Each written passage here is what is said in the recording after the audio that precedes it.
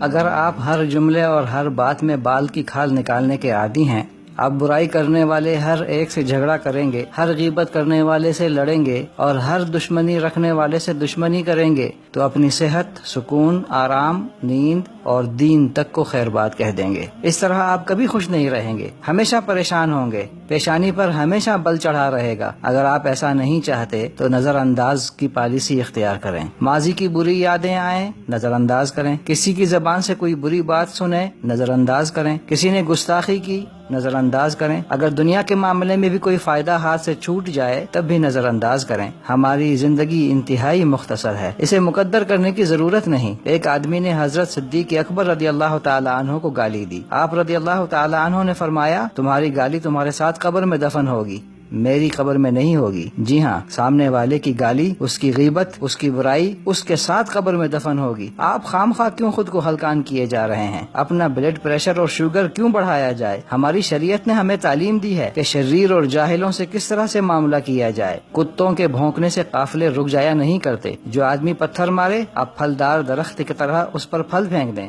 حضرت کلثوم بن حصین کا بیان ہے، میں نبی اکرم صلی اللہ علیہ وسلم کے ہمراہ غزوہ تبوک میں تھا۔ ایک رات ہم وادی خضر میں محو سفر تھے، لوگ دیر تک چلتے رہے، مجھے اونگ آنے لگتی اور میری اونٹنی نبی اکرم صلی اللہ علیہ وسلم کی اونٹنی کے قریب ہونے لگتی تو میں اچانک جاگ جاتا، اور اس ڈر سے کہ کہیں میری اونٹنی کے پالان کی لکڑی رسول اکرم صلی اللہ علیہ وسلم کی ٹانگ مبارک پر نہ لگ جائے، اونٹنی کو دور ہٹا دیتا۔ راستے میں پھر مجھے اونگ نے آ لیا، اتنے میں میری اونٹنی رسول اکرم صلی اللہ علیہ وسلم کی اونٹنی سے جا ٹکرائی، پالان کی لکڑی رسول اکرم صلی اللہ علیہ وسلم کے پاؤں مبارک میں لگی۔ تکلیف کی شدت سے آپ صلی اللہ علیہ وسلم سے بے اختیار کراہنے کی آواز نکلی۔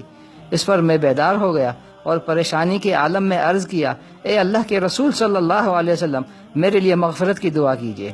آپ صلی اللہ علیہ وسلم نے کشادہ دلی سے فرمایا، چلتے چلو۔ جی ہاں، چلتے چلو، اور بات ختم کر دی۔ اسے انا کا مسئلہ نہیں بنایا، یہ نہیں فرمایا کہ سارا راستہ پڑا ہے، میرے ساتھ کیوں چمٹ کر چل رہے ہو۔ رسول اکرم صلی اللہ علیہ وسلم کا یہی اسلوب تھا۔ سیدنا عمر بن عبدالعزیز رحمۃ اللہ علیہ رات کو مسجد تشریف لے گئے۔ ایک آدمی مسجد میں سویا ہوا تھا، مسجد میں چراغ نہیں تھا، اندھیرے کی وجہ سے وہ آدمی سے ٹکرا گئے۔ سوئے ہوئے آدمی کو غصہ آیا اور کہنے لگا، تم گدھے ہو؟ حضرت عمر بن عبدالعزیز نے فرمایا، نہیں، میں عمر بن عبدالعزیز ہوں۔ نوکر سپاہی ساتھ تھے، ناراض ہو کر کہنے لگے، یہ شخص گستاخی کا مرتکب ہوا ہے۔ آپ نے ارشاد فرمایا، نہیں نہیں، بلکہ اس نے مجھ سے سوال کیا ہے کہ کیا تم گدھے ہو؟ میں نے جواب میں کہا نہیں۔ اس میں غصے آنے والی کیا بات ہے؟ یاد رکھیے، سعادت اور سیادت انہی لوگوں کو ملتی ہے جو غصہ کرتے، حلیم متبع ہوتے ہیں، لوگوں سے درگزر کرنے والے اور معاف کرنے والے ہوتے ہیں۔ اگر آپ سیادت اور سعادت کے متمنی ہیں تو اس فارمولے پر عمل کر کے دیکھیں۔ اگر ہم نے دشمنیوں کے دفتر کھول لیے تو ہم خود کو موت کی سزا دے رہے ہیں۔ اس کے بجائے خود کو کسی تعمیری کام میں مصروف رکھیں۔